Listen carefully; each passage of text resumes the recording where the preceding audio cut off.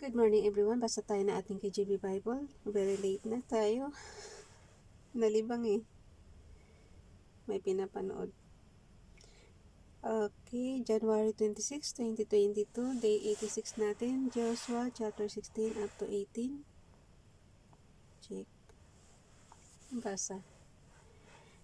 And the lot of the children of Joseph fell from Jordan by Jericho unto the water of Jericho, on the east to the wilderness that goeth up from Jericho throughout Mount Bethel, and goeth out from Bethel to Luz, and passeth along unto the borders of Archi to Ataroth, and goeth down westward to the coast of Jablite, and to the coast of Bitoron, the nether unto Gezer, and the goings out thereof are at the sea. So the children of Joseph, Manasseh, and Ephraim took their inheritance.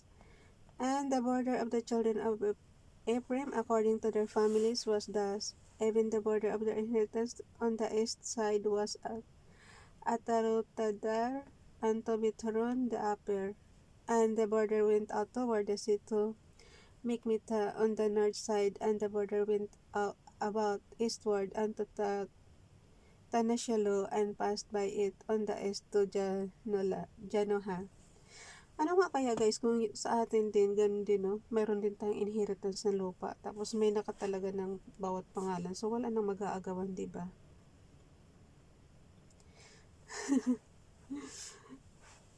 Bumili ka na lang ng lupa, Rap.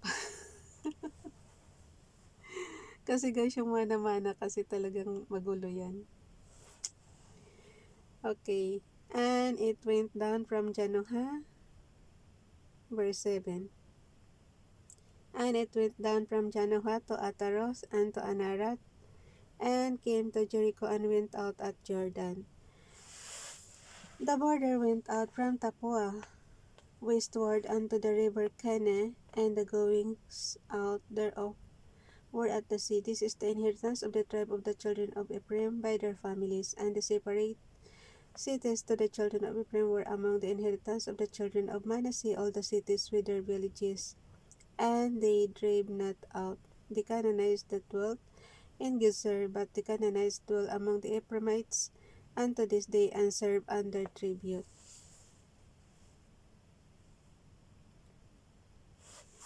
Joshua chapter 17. There was also a lot for the tribe of Manasseh, for he was the firstborn of Joseph, to it. For Machir, the firstborn of Manasseh, the father of Gilead, because he was a man of war, therefore he had Gilead and Bashan.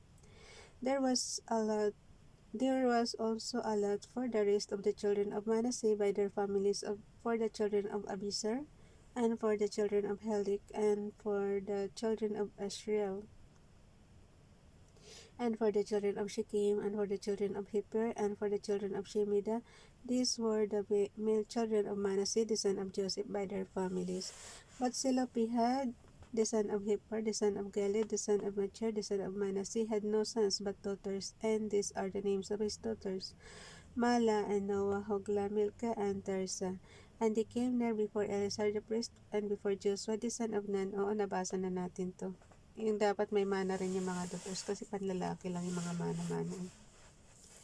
And they came there before Eleazar the priest, and before Joshua the son of Nun, and before the prince, saying, The Lord commanded Moses to give us an inheritance among our brethren. Therefore, according to the commandment of the Lord, he gave them an inheritance among the brethren of their father. And there fell 10 portions to Manasseh beside the land of Gilead and Bashan, which were on the other side Jordan. Because the daughters of Manasseh had an inheritance among his sons, and the rest of Manasseh's sons had the land of Gilead. And the coast of Manasseh was from Asher to Michmitah,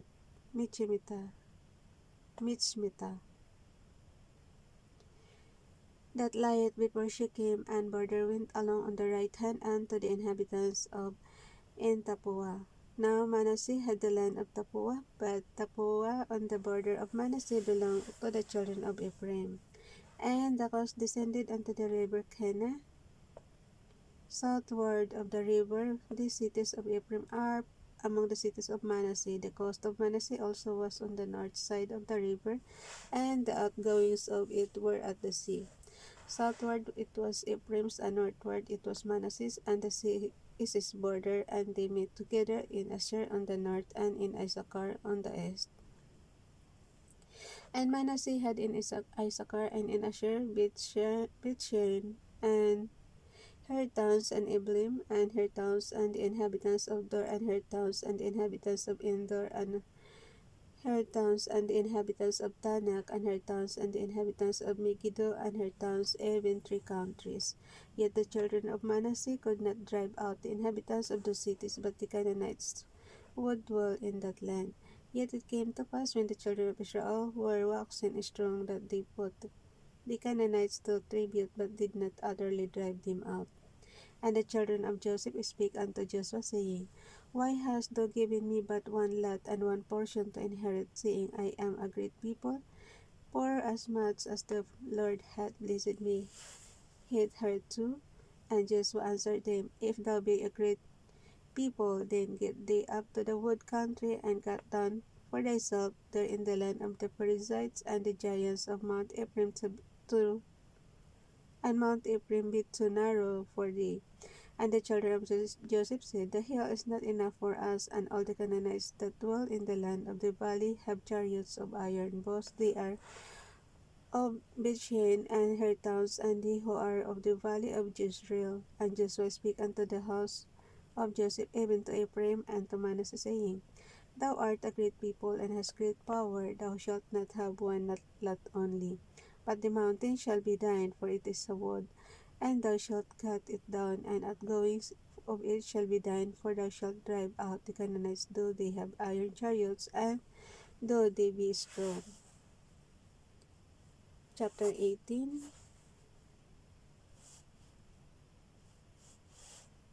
Chapter 18. And the whole congregation of children of Israel assembled together at Shiloh, and set up the tabernacle of the congregation there, and the land was subdued before them. And there remained among the children of Israel 7 tribes which had not yet received their inheritance. And Joshua said unto the children of Israel, How long are ye slack to go to possess the land which the Lord God of your fathers hath given you? Give out from among you there men for each tribe, and I will send them, and they shall rise and go through the land, and describe it according to the inheritance of them. And they shall come again to me, and they shall divide it into 7 parts. Judah shall abide in their coast on the south, and the house of Joseph shall abide in their coast on the north. Ye shall therefore describe the land into 7 parts, and bring description hither to me, that I may cast lots for you here before the Lord our God. But the Levites have no part among you, for the priesthood of the Lord is their inheritance, and Gad and Reuben and half the tribe of Manasseh have received their inheritance beyond Jordan on the east, which Moses the servant of the Lord gave them. And the men arose and went away, and Joshua charged them that went to describe the land, saying, Go and walk through the land, and describe it, and come again to me, that I may here cast lots for you before the Lord in Shiloh. And the men went and passed through the land, and described it by cities into 7 parts in a book, and came again to Joshua to the host at Shiloh. And Joshua cast lots for them in Shiloh before the Lord, and there Joshua divided the land unto the children of Israel according to their divisions. And the lot of the tribe of the children of Benjamin came up according to their families, and the coast of their land of their lot came forth between the children of Judah and the children of Joseph. And their border on the north side was from Jordan, and the border went up to the side of Jericho on the north side, and went up through the mountains westward, and the goings of thereof were at the wilderness of Beth-Heaven. And the border went over from the east toward Luz, to the side of Luz, which is Bethel, southward, and the border descended to Udar. Nabutan na tayo ng oras. Okay. And the border, verse 13, and the border went over from this toward Luz to the side of Luz, which is Bethel, southward, and the border descended to Atarotadar, near the hill that lieth on the south side of the nether Bithron. And the border was drawn thence, and compassed the corner, the sea southward, from the hill that lieth before Beth-horon southward, and the goings of thereof were at Kirjat Baal, which is Kirjat Jearim, a city of the children of Judah. This was the west quarter, and the south quarter was the end of Kirjath-jearim, and the border went out on the west and went out to the well of waters of Niptah. And the border came down to the end of the mountain that lieth before the valley of the son of Hinnom, and which is in the valley of the giants on the north, and descended to the valley of Hinnom to the side of Jebusi on the south, and descended to En Rogel, and was drawn from the north, and went forth to En Shemish, and went forth toward Geliloth, which is over against the going up of Adumim, and descended to the stone of Bohan the son of Reuben, and passed along toward the side over against Araba northward, and went down unto Araba.